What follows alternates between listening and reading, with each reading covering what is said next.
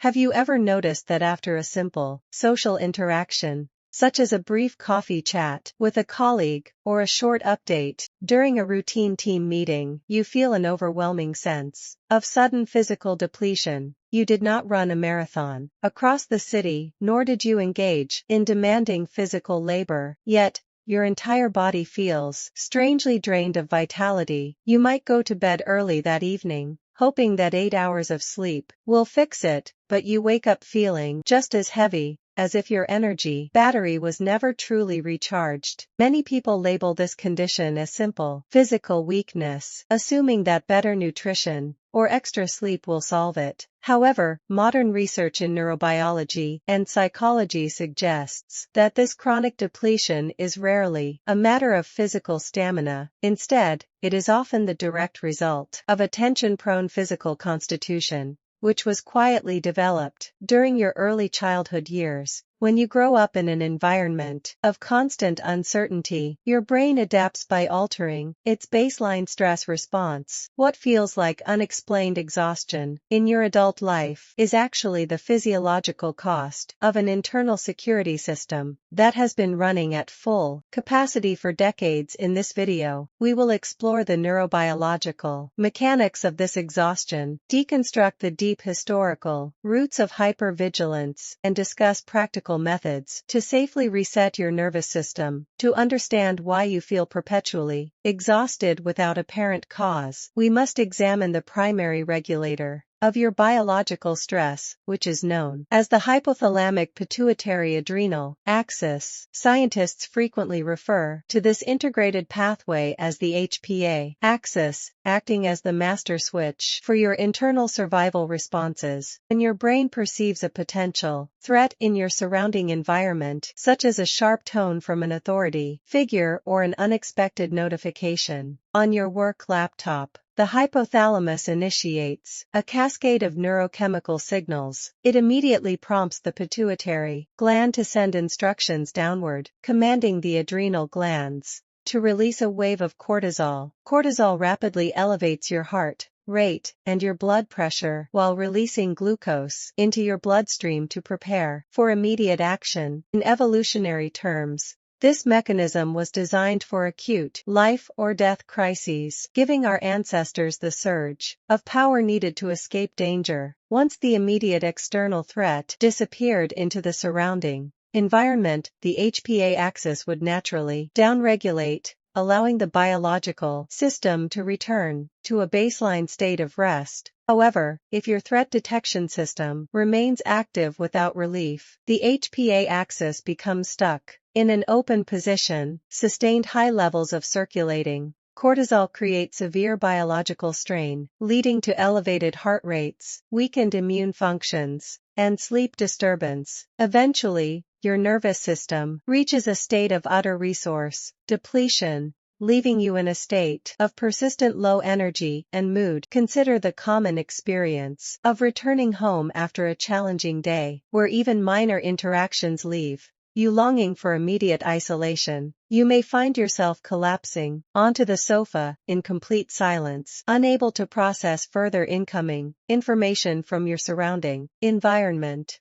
This sudden physical collapse is not a personal failure of willpower, but the predictable aftermath of an overactive HPA axis. When your survival system consumes immense metabolic energy for minor events, your biological resources are rapidly exhausted long before the day ends. While some individuals experience only temporary activations of this stress mechanism, others grew up in conditions where hypervigilance was continuous. For these individuals, the threat detection system never fully turned off, turning structural tension into a permanent physical trait. The foundational roots of this tension-prone constitution are usually established within the emotional atmosphere of your early developmental years. If you grew up in a household dominated by high anxiety, hypercritical parenting, or unpredictable emotional outbursts, your young brain was forced to adapt to survive. You learn to constantly monitor the subtle shifts in tone, facial expressions, and footsteps of the adults around you. In such environments, making a minor mistake or expressing genuine emotions often resulted in severe criticism or emotional withdrawal. Consequently, your developing nervous system categorized peace as merely temporary, while viewing constant tension as the necessary strategy for personal safety. Long-term exposure to psychological pressure, subtle emotional neglect, or extreme parental control conditions a child to exist in a permanent state of self-defense. Year after year, the brain internalizes the premise that danger is everywhere, forcing the HPA axis to operate like an engine running without pause. This chronic internal strain is frequently reinforced outside the home through challenging early social experiences with peers at school. Many introverted or highly sensitive children encounter persistent peer pressure, teasing, or social exclusion that they cannot easily escape. To avoid becoming targets of ridicule in group settings, they develop a habit of continuous self-monitoring and accommodation. They carefully calculate every word before speaking to their classmates, constantly suppressing their authentic reactions to fit into the social group. This hyper-aware behavioral pattern creates a powerful implicit memory, teaching the body that social spaces are inherently hazardous environments. Even as an adult who has long left those classrooms behind, your underlying neural wiring remains virtually unchanged from those early years. When you step into a modern office, attend a casual gathering,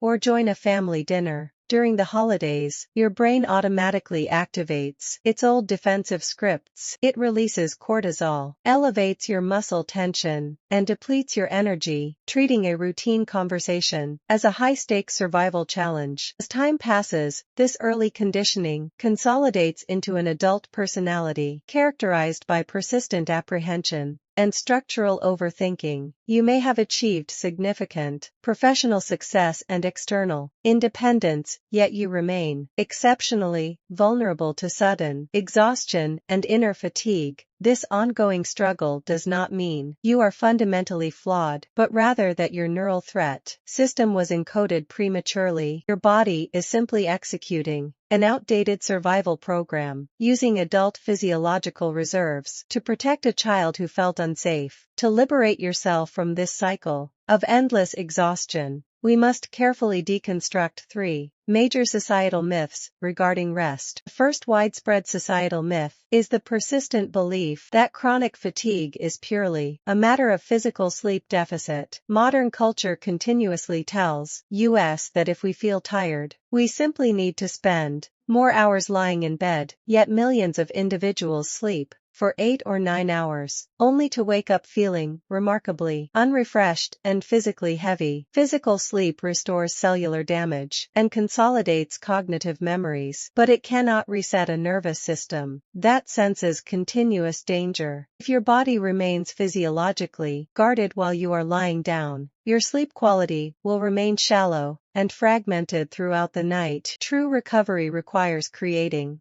a genuine state of physiological safety, rather than merely increasing the hours you spend in bed. The second common societal myth is the harmful assumption that constant tension is merely a sign of high ambition. In competitive educational environments and corporate modern workplaces, hypervigilance is frequently glorified as exceptional dedication and work ethic. People who cannot relax are praised for being perpetually available, responding to late-night messages, and constantly anticipating upcoming problems.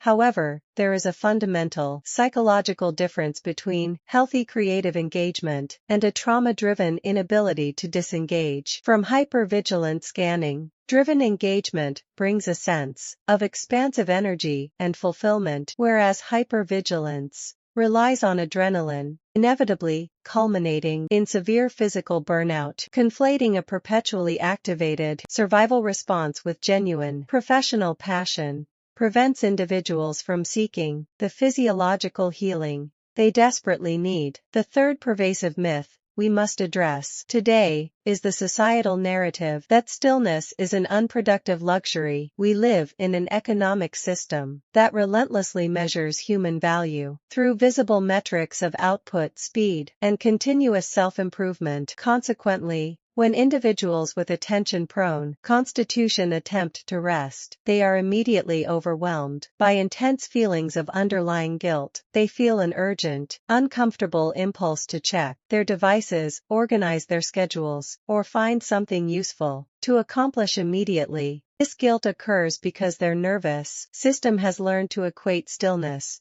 with being unprepared, unprotected, and exposed to potential external danger. Realizing that rest is a fundamental biological prerequisite for health is essential to dismantling this destructive cultural narrative once and for all. To help your nervous system unlearn its habitual tension, you must introduce structured practices that signal safety to your body. Rather than relying on passive activities like endless video scrolling, you need intentional methods that actively downregulate your HPA axis. The first micro-practice involves utilizing the physical posture known in yoga as the corpse pose or deep somatic stillness. You begin by lying completely flat on a comfortable surface, allowing your arms and legs to fall open naturally without effort. Close your eyes softly and systematically scan your entire physical body, starting from the tip of your toes up to your forehead. As you move your awareness through each specific region, deliberately release any subtle muscular tightness you might be holding. Maintain this stillness for 10 to 20 minutes each day, simply focusing your gentle attention on the natural rhythm of your breath. The core objective of this practice is not to accomplish anything, but to allow your system to drop its habitual defenses entirely. Many individuals are surprised to discover that 10 minutes of true somatic stillness provides far deeper neural recovery than hours of restless sleep. The second micro-practice is establishing consistent sensory rituals of safety throughout your ordinary daily routine. Because an overactive threat system is constantly searching the environment for danger, you must consciously provide clear sensory cues of physical security. You can accomplish this by creating small, quiet transitions between tasks, such as taking 5 deep, slow breaths before opening your email. You might also establish a calming evening boundary, where you turn off work devices and lower the ambient lighting in your home. When you feel a sudden surge of unexplained anxiety during work, take a short pause to perform a quick sensory grounding check. Feel the solid weight of your feet resting on the floor. Observe 3 neutral objects around you and remind yourself gently that you are safe. Over time, these small sensory interventions increase the activation threshold of your HPA axis, preventing minor, everyday stressors from triggering a full fight-or-flight response. The third micro-practice requires uncoupling your personal rest routines from any expectation of measurable performance or optimization.